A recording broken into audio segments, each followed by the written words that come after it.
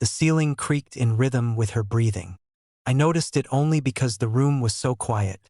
Not quiet the way a place is when people are asleep in other rooms. Not the distant hum of neighbors through drywall or the faint hiss of traffic outside. This was a deeper quiet, the kind that settles into the structure of a building after midnight, when every appliance rests and the air itself seems to hold still.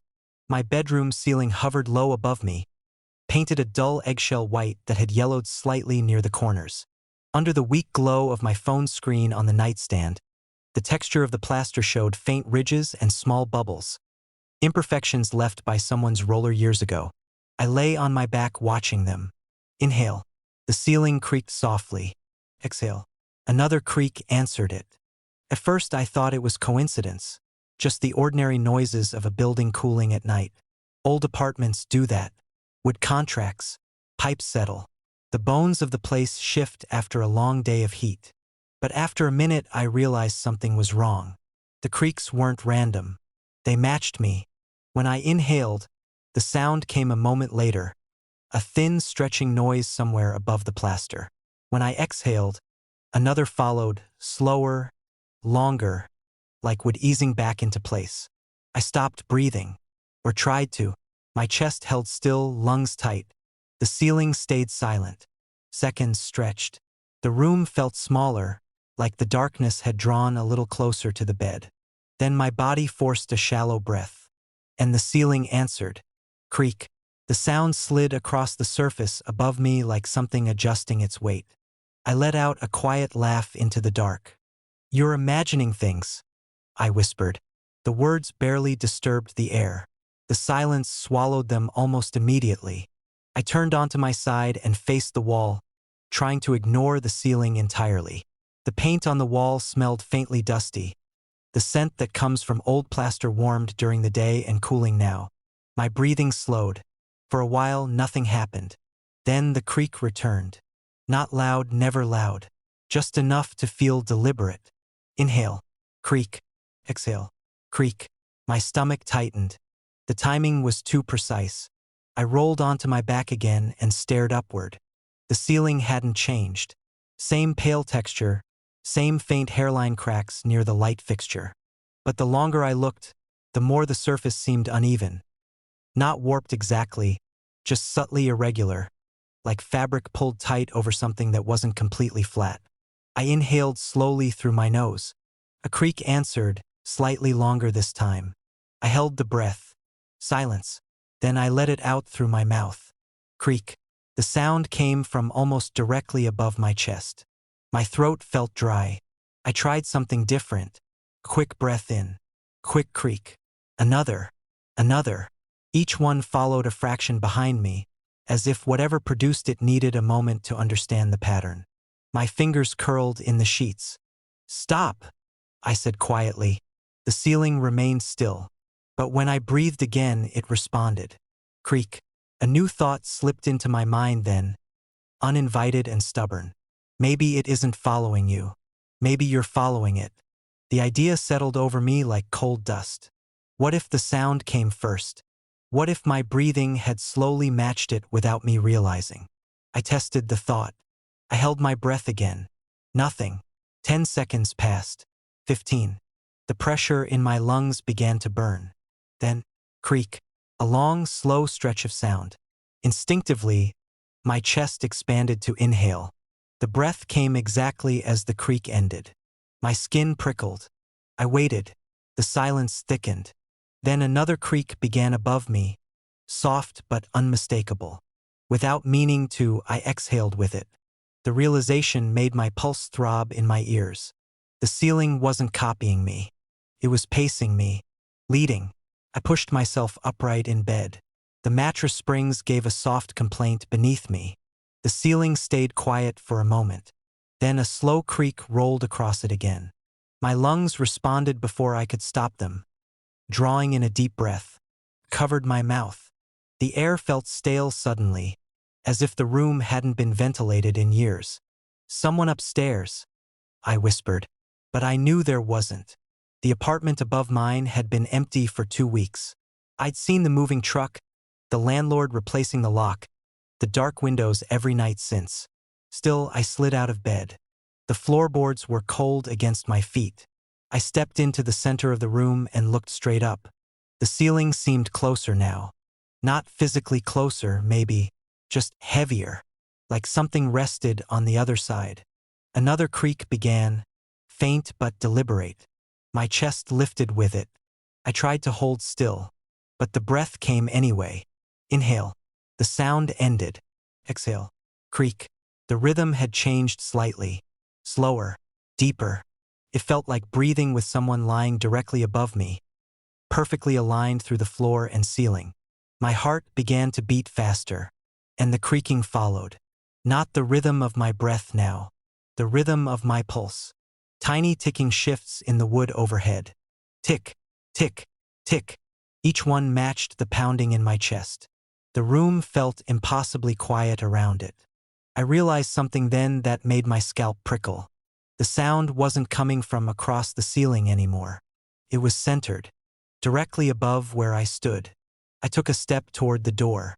The creaking shifted with me, not loud enough to echo, but enough to feel the change in pressure above. As if whatever weight caused it had adjusted position. I stopped walking. The sound stopped. My breathing grew shallow. The air tasted faintly metallic. And then the ceiling gave a long, careful creak that lasted almost my entire inhale. Not strained, not accidental, measured, listening, waiting. My phone screen lit up suddenly on the nightstand with a soft notification glow. The brief light washed across the ceiling. For a second, the texture sharpened. The tiny bubbles in the paint, the hairline cracks, the subtle sag in the plaster between the joists, and something else. A shallow indentation, directly above the center of the room. Not large, but unmistakably shaped like the faint outline of a face pressing gently downward from the other side. The light faded before I could be certain. Darkness swallowed the ceiling again. My chest rose slowly. The creak came with it. And this time, as the sound stretched across the plaster, I heard something buried within it. Not quite a voice, but close enough to make my stomach turn. A soft exhale. From above. Matching mine. Exactly. I stood frozen in the center of the room, afraid to move, afraid to breathe differently. Because the rhythm had become perfectly synchronized now. My inhale, its inhale. My exhale, its exhale. And somewhere in the back of my mind, a quiet thought began to grow louder. Possibility I hadn't considered.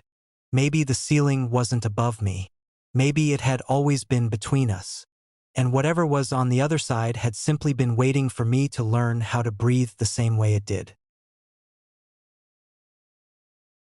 Her houseplants whispered when the lights went out. I noticed it the first night after I moved in. The apartment was small but comfortable. One bedroom, narrow kitchen, a living room just wide enough for a couch and a low table. The previous tenant had left several plants behind. The landlord said I could throw them away if I didn't want them, but I didn't mind. I'd always liked greenery indoors. There were more than most people would keep. Ferns crowded the windowsill. A tall rubber plant stood in the corner near the couch. Two snake plants flanked the television like silent guards. Smaller pots filled the shelves. Pothose, ivy, something with soft silver leaves I couldn't name. During the day they were pleasant. Sunlight filtered through them, scattering soft green shadows on the walls. At night they changed. The first whisper came when I turned off the lamp. I was lying on the couch, phone in hand, when I reached over and clicked the switch. The room dropped into darkness except for the pale rectangle of the window. For a moment there was nothing, then a faint rustling, leaves shifting. I assumed it was the air vent. Old buildings breathed in strange ways. I listened for a few seconds, then went back to scrolling. The sound came again, not quite rustling, quieter, like dry fingertips brushing paper. I sat up. The noise seemed to come from everywhere. The shelves, the window, the corner behind me. "Hello," I said, immediately feeling ridiculous. The room answered with silence. After a minute, I shrugged it off and went to bed. But once the bedroom light clicked off, I heard it again. Whispering. Not words exactly. More like the shape of words. Soft, sibilant threads of sound drifting through the dark. I turned the lamp back on. The whispering stopped instantly. Every leaf sat perfectly still. Over the next week, I tried to ignore it. The apartment stayed quiet during the day, but each night the pattern repeated. Lights off, whispers. Lights on, silence. At first I told myself it was imagination. Leaves rubbing together. The building settling. My brain interpreting random noise as speech. But small details began to bother me. The plants seemed closer. One morning I found the pot hose trailing farther across the bookshelf than it had the night before. I assumed gravity had pulled it down. The rubber plant's leaves tilted slightly toward the couch. The fern on the windowsill leaned inward, its fronds curved like listening ears. I watered them carefully, rotating each pot so they wouldn't grow lopsided toward the sun. The next morning they had turned back. Not dramatically, just enough that the leaves angled toward the center of the room again, toward where I usually sat. The whispering grew clearer, still quiet, still indistinct, but undeniably patterned. Sometimes the sounds overlapped, like several voices speaking at once. Other times they rose and fell in slow waves that seemed to pass from plant to plant. The rubber plant would begin with a soft rasp. Then the ivy would answer. Then the snake plants joined in with a dry, papery hiss. I started leaving the television on at night so the noise wouldn't be obvious. That worked for a while, until one night the whispers synchronized with my breathing. I noticed it while lying in bed. Inhale. Soft rustle. Exhale. Faint whisper. I froze. The rhythm matched exactly. When I held my breath, the whispers paused. When I breathed again, they resumed. I turned on the lamp. Silence. The soil began to move. It was subtle at first. Tiny disturbances on the surface of the pots. Small ridges where the dirt had shifted overnight. I blamed insects, but I never found any.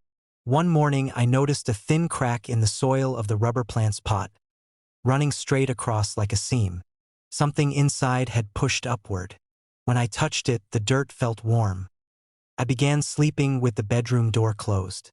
The plants stayed in the living room. That felt safer. For 2 nights it worked. Then the whispering started through the wall. Muffled, but unmistakable. I pressed my ear against the drywall. The sound wasn't random anymore. It had cadence, pauses, repetition, like conversation. And once, just once, I heard something that almost sounded like my name. I didn't sleep after that. The next day, I decided to move them. I gathered every pot and carried them onto the balcony. The air outside was cool, and the sunlight felt clean in a way the apartment never quite did. When I finished, the living room looked strangely empty. That night, I turned off the lights. Silence. For the first time since moving in, the apartment felt truly quiet. I slept deeply. Until morning. When I walked into the living room, the balcony door stood slightly open. The plants were inside again. Every pot, arranged neatly along the walls, facing the couch. After that, I stopped pretending nothing was wrong. I began paying attention, watching, listening.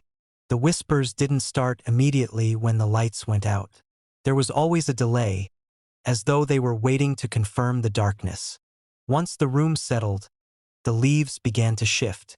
Tiny adjustments, angles changing, fronds stretching. The plants leaned inward, not toward the windows, toward me. One night I stayed perfectly still on the couch and pretended to sleep. The whispers grew louder, more urgent. The rubber plant's leaves scraped softly together. The ivy slid down the shelf inch by inch, vines extending toward the floor. The soil in the pots shifted again. Quiet, deliberate movement beneath the surface. I kept my eyes closed. The whispers sharpened. The sounds formed patterns I almost understood. Observation, measurement, assessment.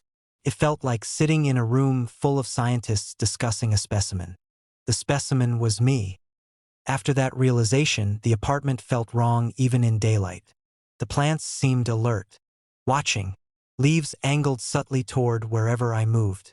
When I cooked in the kitchen, the snake plants near the doorway leaned in that direction. When I worked at the table, the fern's fronds stretched farther across the sill. It wasn't growth. It was adjustment, tracking, studying. I considered throwing them out, but a strange thought stopped me. What if they were here first? The final night began like the others. Lights off, whispers, but something was different. The sounds weren't scattered anymore. They were organized, layered, focused. I opened my eyes slowly. In the darkness, I could barely see shapes, the outlines of leaves, the faint silhouettes of stems. But they were all turned toward me. Every plant, every leaf. I felt the air shift as vines slid across wood and soil settled deeper in the pots. The whispering rose to a low chorus. And for the first time, I understood a word. Closer. The ivy reached the floor. A vine crept across the carpet, slow and patient. The rubber plant tilted forward, its broad leaves casting shadows that bent strangely in the dark. I didn't move, didn't breathe. The whispering continued. Observe. Learn. Prepare. My chest tightened. Prepare for what? The answer came from beneath the floor. Faint tremor. Then another. The soil in every pot cracked open at once. Thin, pale roots slid over the edges like fingers. Not growing. Unfolding. Revealing. They had never been buried. They had been waiting. Waiting for darkness. Waiting for enough time to study me. To understand the shape of my movements, the rhythm of my breathing, the hours I slept and woke. The whispers softened. Satisfied. One final phrase passed through the leaves. Not to each other. To me. Now we know how you live. The roots slid farther across the floor, exploring the apartment with quiet patience. I realized then why the previous tenant had left everything behind. The furniture, the dishes, the plants. What they hadn't left was themselves. The whispering continued as the roots crept toward the bedroom. Soft, curious, studying the space the way they had studied me. And in the darkness, listening to them learn the apartment's shape, I understood something colder than fear. The plants had never been watching me to decide if I belonged here. They had been watching to learn how to replace me.